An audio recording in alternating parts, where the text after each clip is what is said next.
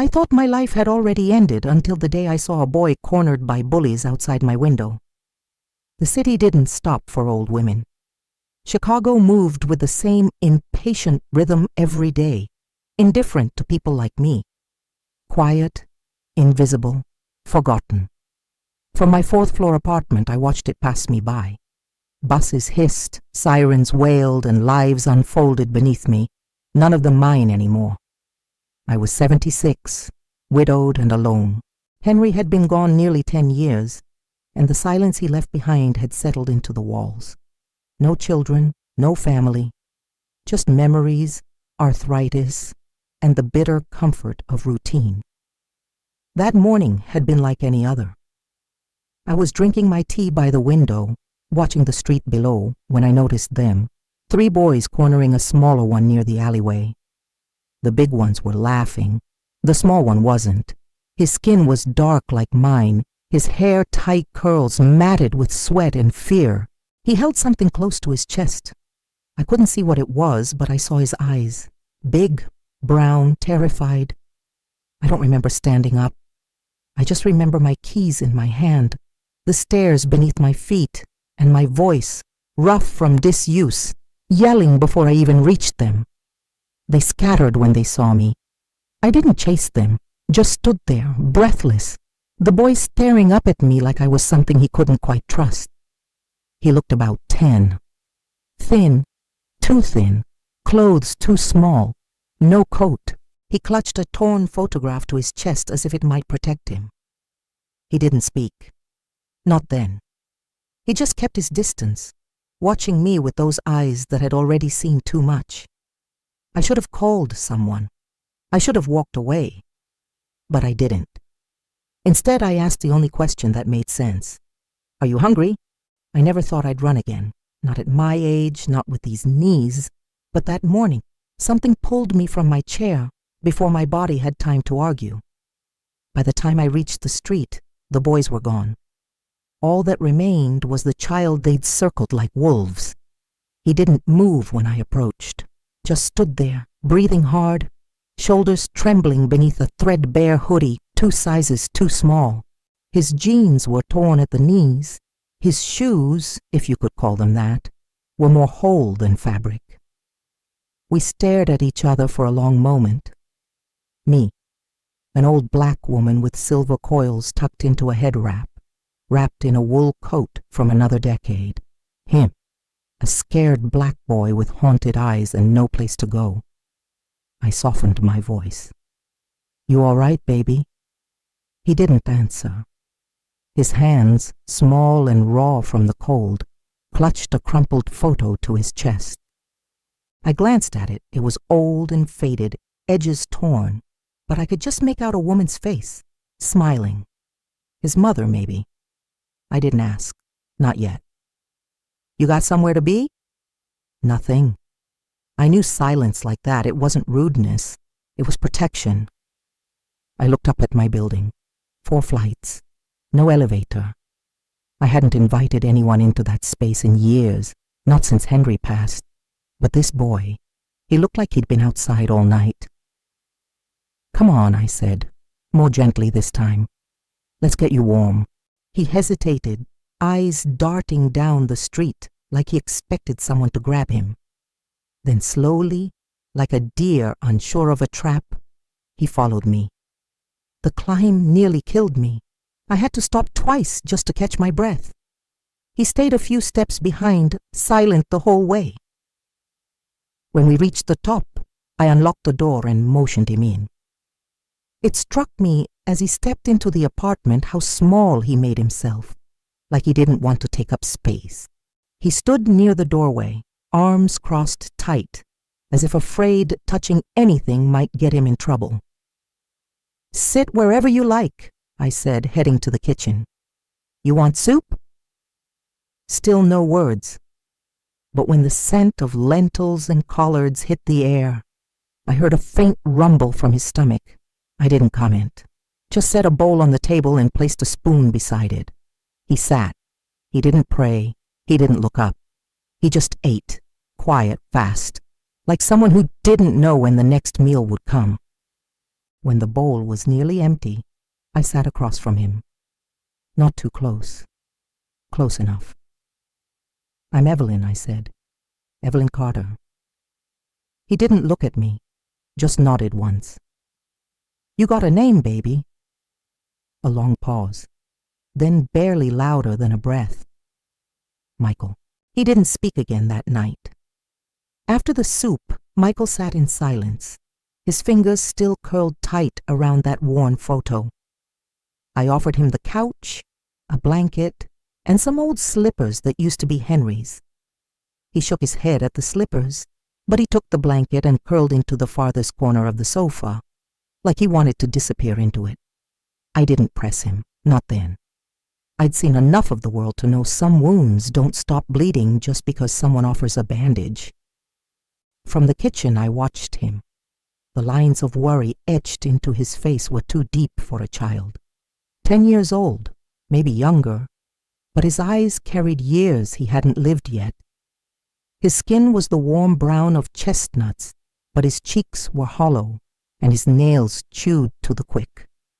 I made some tea for myself and poured a glass of water for him. Set it on the coffee table within reach. He didn't touch it. That night I barely slept. I lay in bed, listening for movement, half expecting to wake and find him gone. But when the sun pushed through the curtains, I found him exactly where I left him, still wrapped in the blanket, still holding the photo.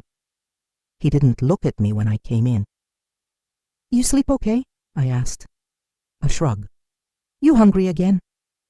He nodded this time, just once. I made grits and eggs, heavy on the butter, just like Henry used to like.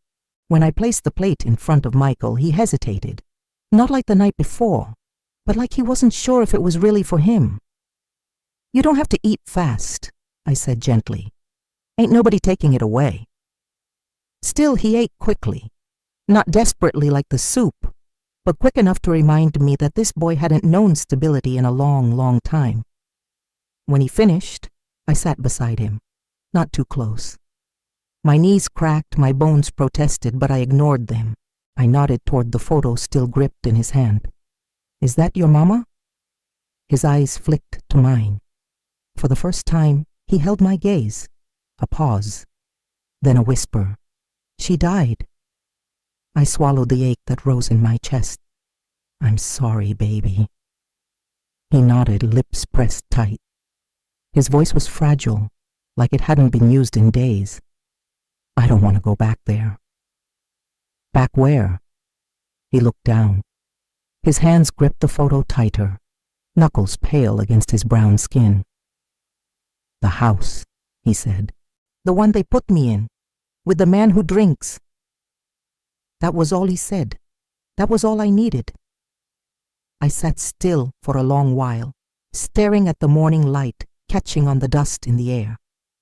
I had no answers, no plan. Just a child sitting in my kitchen who didn't belong to me, except somehow he did. "I'm not the law," I said finally. "I can't promise you forever, but for now, you're safe here." He looked up again, and for the first time, the shadow in his eyes wavered. "Promise?" he asked. I reached across the table slowly and placed my hand over his. "I promise." The first rule I gave Michael was simple. No opening the curtains. If someone saw a child in my apartment, especially one the color of cinnamon like him, and unrelated to me, there would be questions. And I knew from experience that questions from people in power weren't often about safety. They were about control. He nodded, no resistance. I think he understood the risk better than I did. I cleared out the old sewing room for him. It hadn't been touched in years. Dust lay thick on the desk, and spools of thread sat like tiny tombstones where I'd left them after Henry passed. The walls were still a soft peach from when I'd thought I might start quilting again. Another promise I never kept. Together, we made it livable. Michael swept the floor. I wiped the windows from the inside. We laid down an old twin mattress and layered it with Henry's old quilts. I gave him the lamp with the blue shade. He liked that it made the room glow like dusk. "Looks like a secret place," he said softly. I smiled. "Then let's call it that. Your secret room." Each morning I made breakfast, and Michael helped with little things, setting the table, folding the dish towels, carrying out the trash when I wasn't strong enough. He moved through the apartment quietly, respectfully, like he didn't want to leave a trace. But I saw him slowly beginning to rest. His eyes weren't as wary, his shoulders weren't so tight. He started humming sometimes, soft and low, as he washed dishes. Once I caught him flipping through Henry's old books like they were treasures. He couldn't read most of the words, but he held the pages gently, like they were sacred. One afternoon, as I was folding laundry, I noticed the bruises. They ran up the underside of his arm, deep and yellowing, half faded but still angry. He didn't see me looking. He was busy stacking towels, so I didn't say anything right away. But when he passed me another one, I reached for his wrist without thinking. He froze. "Who did this to you?" I asked. He stared at the floor. For a long time he said nothing, then barely audible. "The man at the house, he used to drink, and when he drank, he'd get mad if we made noise, or if the baby cried." I let go of his wrist and sat down. "How long were you there?" "A year, maybe more. I don't know." He looked up at me, his voice steadier than it should have been. "They moved me around a lot." I felt something rise in my chest. Fury, helplessness, a mother's instinct I thought I'd buried years ago. He wasn't mine, not by blood, but the ache I felt wasn't interested in biology. "I should have done something sooner," I murmured. "You are," he said. That night I laid awake longer than usual, listening to the city breathe outside my window. I thought about the system that had let a boy like Michael fall through the cracks, and I thought about what I was risking by keeping him here. But then I remembered his voice. "You are." Maybe that was enough for now. There's a quiet kind of joy that comes from routine, the ordinary, the expected. It's a kind of peace people forget to appreciate until life has taken too many turns.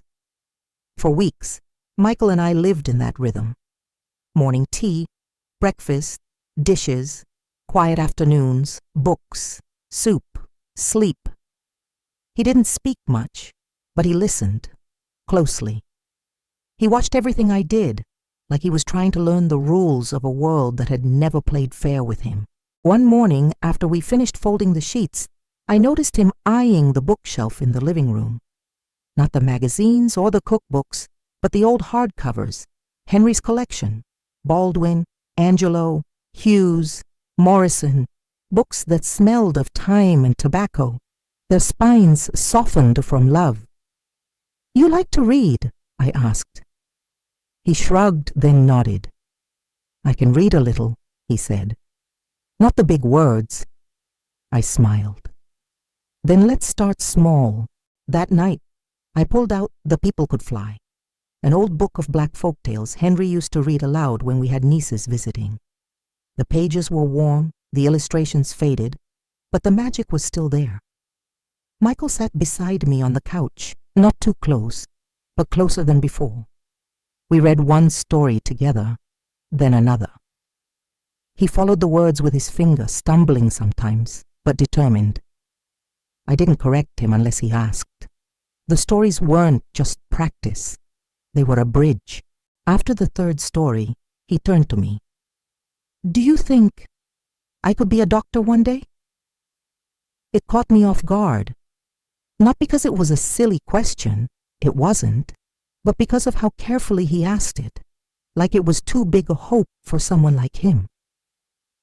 I looked him in the eyes, those same deep, serious eyes, and said, without hesitation, "Yes, Michael, you can be anything."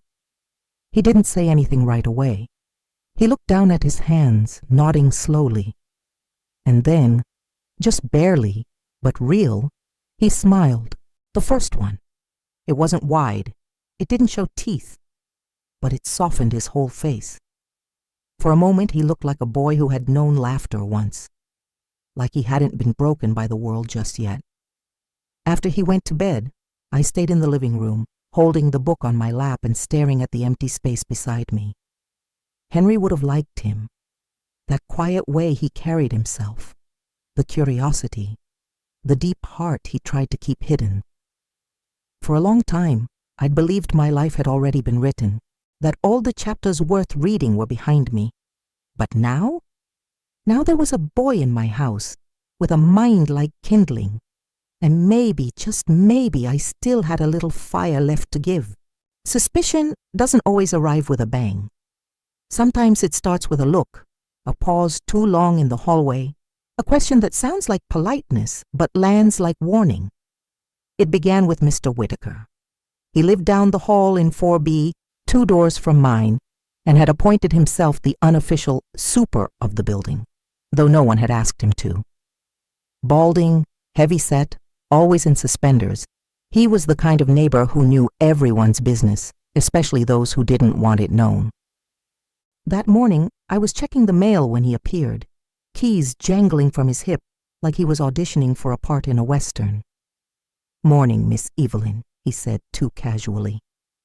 "Thought I heard voices coming from your apartment last night. You got company?" I smiled the way old black women have learned to smile in cities, polite, distant, unreadable. "Just the television," I said. "I've been rewatching Good Times, makes me laugh."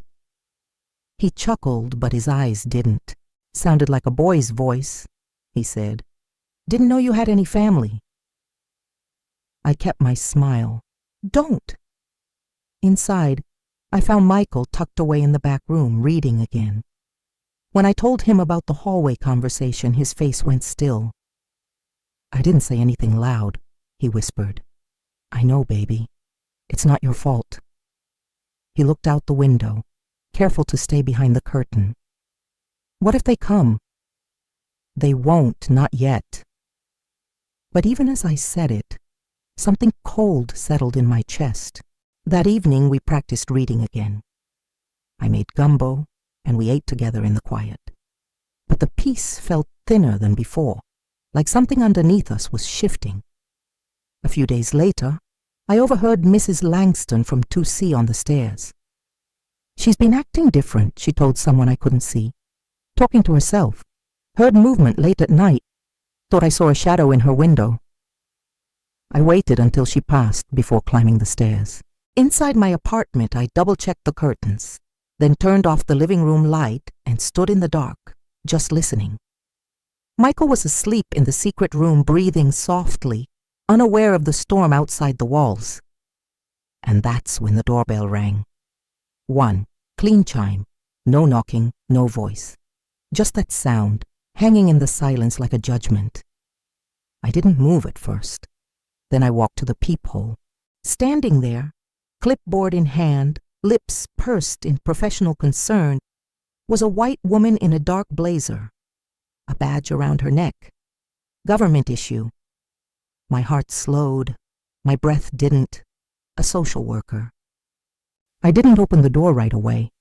Instead, I turned back toward the hallway and called softly, firmly, "Michael, go!" No questions. He was already moving. I heard the quiet shuffle of his steps as he disappeared into the hidden room, the door clicking shut just before I unlatched mine. The woman on the other side straightened, eyes sharp behind rectangular glasses. Her skin was pale, her expression unreadable, practiced. "Mrs. Evelyn Carter?" "Miss," I corrected gently. She gave a tight smile and held up a worn leather badge. "Susan Miller, Department of Child and Family Services. We received a report from a neighbor. Mind if I come in?" I didn't answer right away. My mind was already racing over every misplaced item, every sound Michael might make, every footprint too small to be mine. But the law doesn't wait for fear. "Come in," I said, stepping aside. She walked in like she belonged there, clipboard tucked under one arm, eyes scanning everything. The living room, the walls, the bookshelf, the kitchen. I could feel her calculating, the neatness, the worn furniture, the 2 bowls drying in the dish rack. "Live alone?" she asked as she made a note. "I have for a long time." "No children or grandchildren?" "No, ma'am." She sniffed the air. "Smells like gumbo." I nodded. "I cook. Old habit." She walked toward the hallway. "Mind if I look around?" "I do," I said calmly. "But I know that won't stop you." She raised an eyebrow but said nothing. Room by room, she examined the apartment. I followed her at a distance, praying Michael had hidden himself well. When she reached the sewing room, she paused. Her hand hovered on the knob. "What's in here?" "My sewing space. Haven't touched it in years." She opened it. The room was still. Bed neatly made. Lamp off. No sign of life. Just dust and thread and folded fabric that hadn't moved in a decade. She stepped in, looked around, then backed out. No questions. Back in the living room, she scribbled one more note, then flipped her clipboard closed. "Well," she said, "this is a lovely apartment. Quiet." I nodded, saying nothing. "We take all reports seriously. Children disappear sometimes, especially in cities like this. If you see anything, hear anything, you think might help a child, I hope you'll do the right thing." I met her gaze. I always try to. She lingered at the door, as if waiting for me to confess to something, but I didn't flinch. When she finally left, I didn't move for a long time. Just stood there in the center of the room, my breath shallow, my hands trembling. Eventually, Michael emerged, silent. "They're coming back," I said softly. He nodded. I looked at him, this small boy with a heart too heavy for his age, and felt the weight of what I'd done. We had borrowed time, and time was running out. When you're young, the past feels like something behind you. A road you've walked, left behind, forgotten. But when you're old, the past circles back, sometimes gentle, sometimes sharp. Sometimes it knocks on your door in the shape of an old name you haven't said aloud in years. That morning I called Dr. Robert Hale. He had been Henry's closest friend, a professor, a man who wore 3-piece suits even on Sundays, who once wrote papers on black literature that Henry said made academics squirm. He hadn't been to my apartment in over a decade, but I needed someone who would listen, someone who could see the child behind the law. When he arrived, the hallway smelled of polish and dust. He carried a leather briefcase and wore a navy overcoat, so formal it felt like he'd stepped out of a different era. His white hair was combed neatly back. His gait had slowed, but not his mind. "Evelyn," he said softly, as if saying my name reminded him I was still alive. "Robert," I replied. "Thank you for coming." We sat in the living room, tea between us, and I told him everything. About Michael, about the bruises, about the visit from the social worker, about the borrowed time I knew was slipping fast through my fingers. Dr. Hale listened without interruption, his fingers steepled beneath his chin, his eyes sharp behind thick glasses. When I finished, there was silence. Then, "You understand what you're risking?" "I do." "If they find out, they'll charge you, harboring a minor, obstruction, maybe worse." "I know." "And your health, Evelyn." "I know that too." He sat back in the armchair, watching me with something between admiration and sorrow. "You always did have a fire in you," he said quietly. "Henry would have been proud." Michael stepped into the room just as Hale said those words. He froze when he saw the stranger, half hiding behind the doorway. I waved him in. "Michael, this is Dr. Hale. He was one of my husband's best friends." Michael moved slowly, careful, eyes wary. But Hale smiled at him, not like a man inspecting a problem, but like a grandfather meeting a boy who reminded him of home. "You like books?" he asked Michael. Michael nodded once. What kind? Michael hesitated. Then, ones with truth in them. Hale raised an eyebrow, clearly impressed. Well, you've already got better taste than half my students. Michael offered a shy smile, then sat nearby. For the next hour, the three of us talked about nothing and everything. Michael opened up more than I expected. He spoke about the things he liked, drawing, maps, the idea of flight. He didn't talk about the foster homes. Neither did I. When Hale stood to leave, he looked at me with quiet intensity. I can try to help. I still know people, judges, caseworkers. But Evelyn... I know, I said. He touched my shoulder gently. The system doesn't bend for stories like this. You're asking it to feel.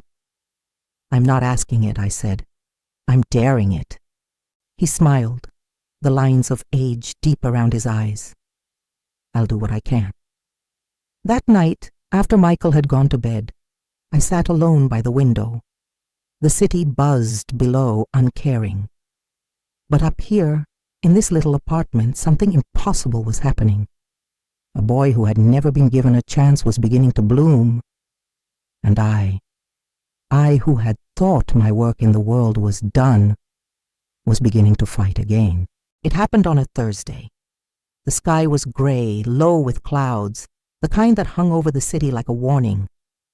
I had just finished folding the laundry when I heard the knock. Not a polite knock, 3 sharp pounds. Final. Official. Michael was at the table, doing a math worksheet we'd printed from the library downtown. He froze. Go, I whispered, already moving toward the door. He didn't ask where. He didn't cry. He just disappeared down the hall into the hidden room we'd built together. The secret place. But I knew, deep down, that no room was secret enough now. When I opened the door, Susan Miller was there again. But this time, she wasn't alone. 2 uniformed officers flanked her.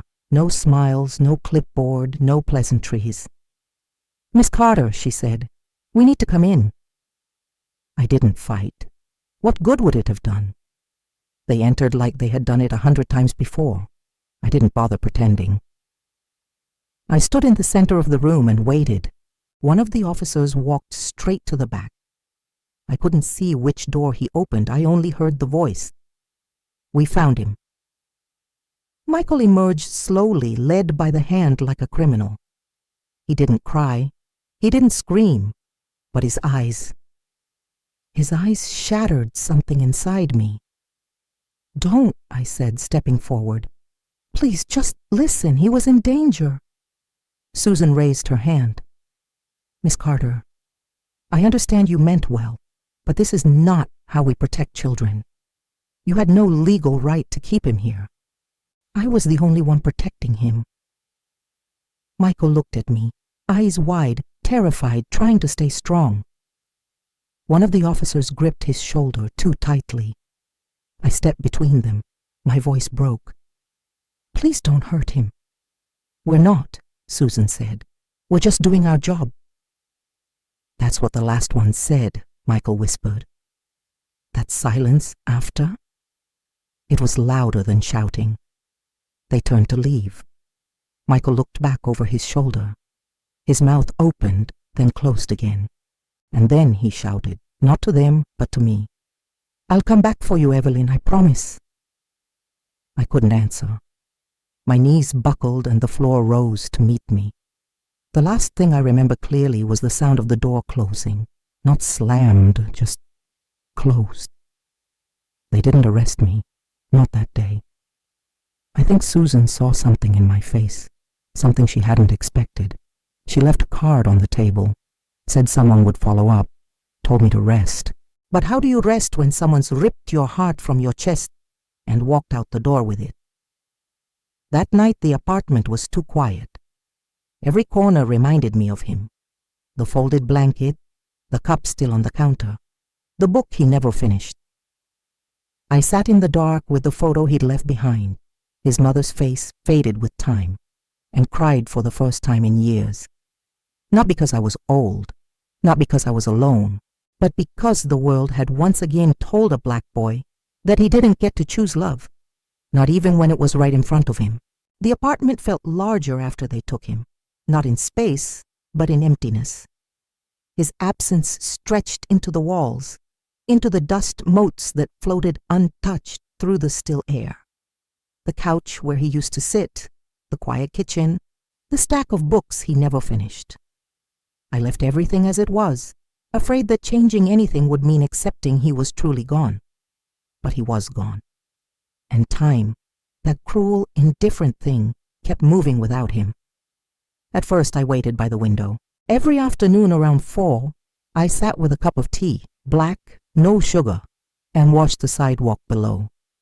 I watched little boys in coats too big for them run past with backpacks. I watched buses hiss to a stop.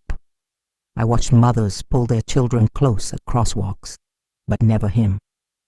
Letters came, none from Michael.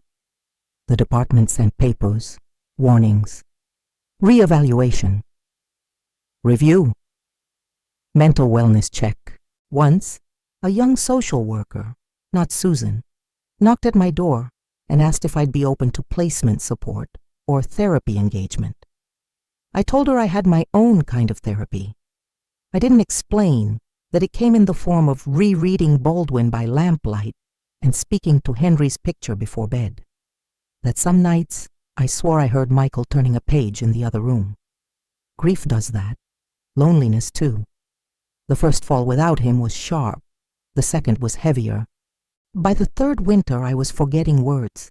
Not big ones, small ones. The name of a street I'd walked 100 times. The date of my wedding. The reason I'd gotten up and walked into a room. At first I laughed it off. Old age, I'd say. But one night I stood at the front door with my keys in hand, staring at the lock like it was a stranger. I didn't know where I was going. I didn't know why I'd even gotten dressed. I sat on the floor and cried until the morning. Doctors came after that. They said early stages. They said cognitive decline. They said memory care and family involvement. But I had no family. None, except a boy who had once called me home. One morning, years later, I found myself at the window again. The tea was cold in my hands. I wasn't sure how long I'd been sitting there. I wasn't sure what day it was. The street below was alive, but I couldn't place anything. Everything was blank. I pressed my forehead to the glass. My voice was barely a whisper. Michael, don't forget me. The city didn't stop, but I did. And for the first time in my life, I was truly afraid I wouldn't remember how to begin again, even if he came. It came like a memory, soft, almost forgotten but unmistakable. A knock. Not the harsh, urgent kind that comes with uniforms or questions.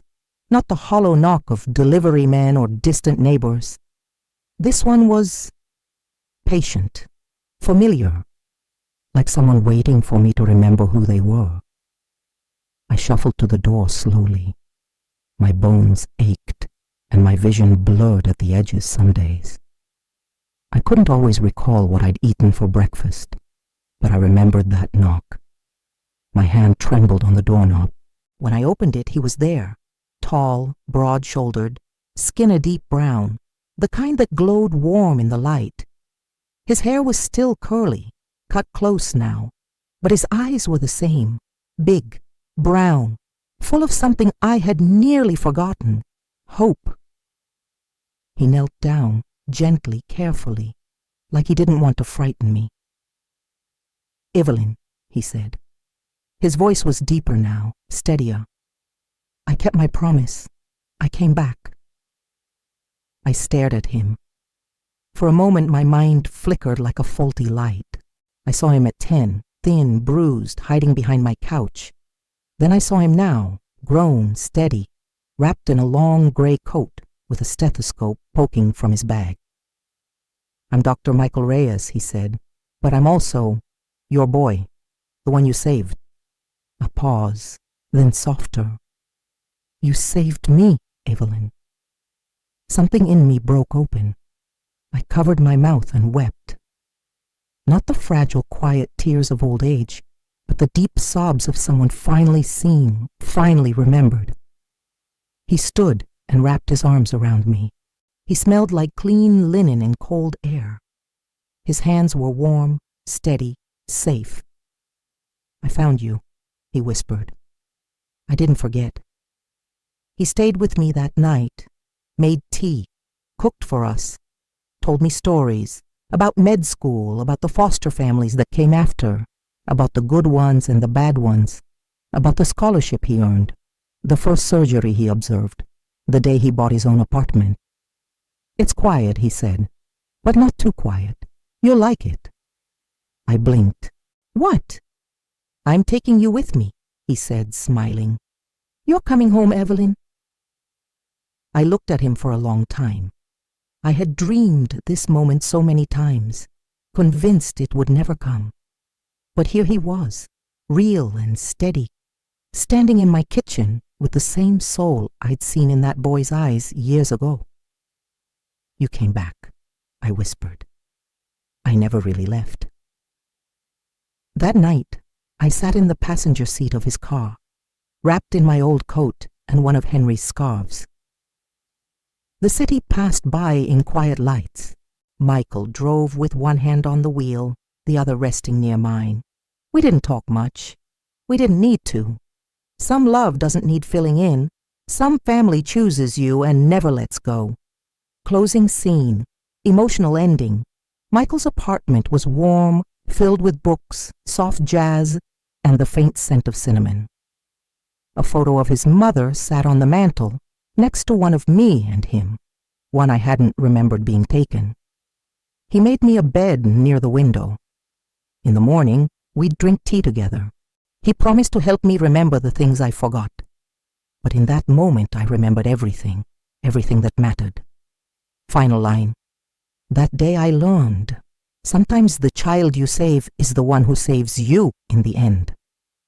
Some mornings I forget my own name. I wake to the smell of tea brewing, the soft creak of floorboards, and the sound of someone humming low in the kitchen. For a moment I feel young again. Then I remember. I'm not. But I'm not alone either. Michael leaves sticky notes on everything. Tea. Shoes. Window. Rest. Little reminders of a life still worth living. He speaks gently when I forget who he is. But most days, I don't. Most days, I remember the boy with the photo in his hand, standing alone in the cold. I remember what it cost to love him. And I remember how it saved me. He brings me flowers every Sunday, sometimes white lilies, sometimes sunflowers. Once, for no reason at all, he brought wild violets and said, "You used to love these." I didn't remember. But the moment I held them, something fluttered in my chest like recognition. We talk about Henry sometimes. We talk about what makes a family. He always says the same thing. We choose each other, that's enough. And it is. The city still moves fast, but we don't. We sit by the window in the morning light, two people held together by time, memory, and something gentler than fate. He reads aloud when I can't follow the words. I trace his voice, not the sentences. The world forgot me once, but he didn't. And in the stillness between the noise of life and the silence of age, I find peace in the truths I used to fear. Sometimes, love doesn't come from where you expect. Sometimes, it arrives in the shape of a lost child at your door. And if you're brave enough to open it, you just might find the rest of your life waiting on the other side.